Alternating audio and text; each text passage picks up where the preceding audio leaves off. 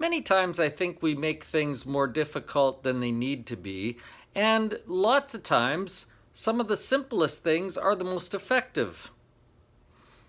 I think that's true of lots of things. I think that's true in church.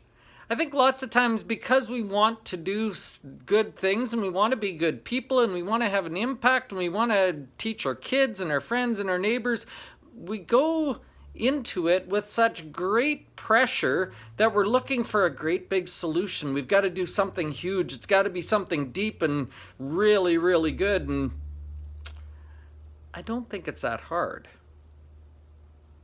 In fact, I think that the message Jesus shared with his followers is quite simple in some ways, profound, eternity changing, but very, very simple in its basic parts.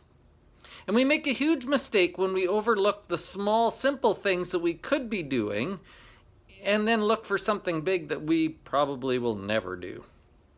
So this week, I am going to talk about one quality that you've probably overlooked a little bit because you think it's sort of for kids. It's kind of small. It's kind of childish. It's sort of But it's not a childish thing. In fact, this quality is a marker of both God and his people. The sermon is called A Place to Land.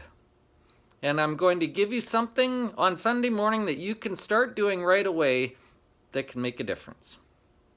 Something small, but something impactful.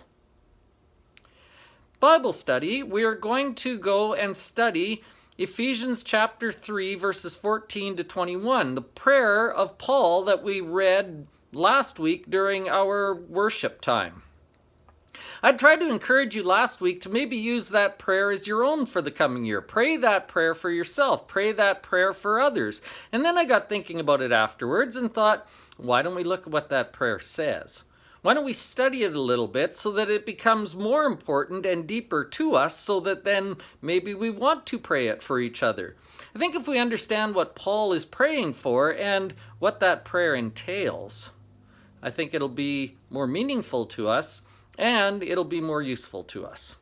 So earlier in the week, I sent you out a series of questions asking you to think about where is God in this prayer? Where is the Spirit in this prayer? Where are we in this prayer? What might this prayer ask me to do? What might it ask me to change? Start, stop, all kinds of different questions.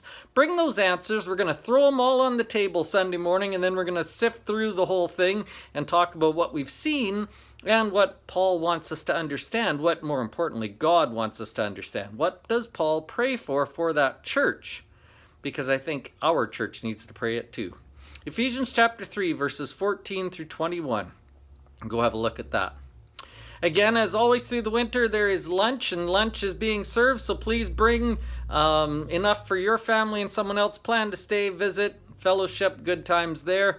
I'm really looking forward to this Sunday morning. I think these two lessons are going to be really, really good, really interesting. Lots of good discussion in Bible study. Hope to see you there.